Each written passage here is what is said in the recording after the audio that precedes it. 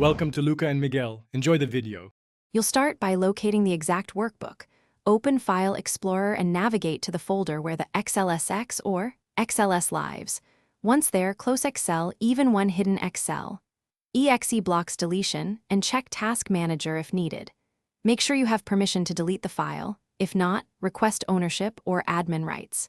After confirming name and extension, right-click the file to see available actions. This prevents accidental deletion of similarly named files and sets you up to remove it safely. You now choose how to delete. Press Delete to send the workbook to the recycle bin, which lets you recover it later. Hold Shift and press Delete to remove it permanently. Alternatively, right-click and pick Delete or drag to the recycle bin icon.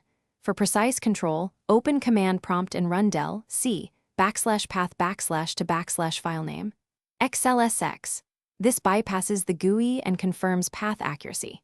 Make sure the path and file name match exactly, because the command executes immediately. Once deleted, empty the recycle bin to free space, or keep it there if you might restore the workbook.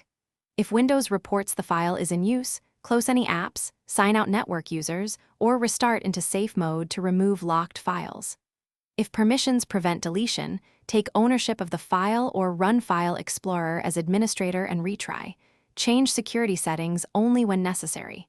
If problems persist, use a file unlocker tool or check event logs to identify the locking process. Thanks for watching and please subscribe. It's the best investment you'll ever make.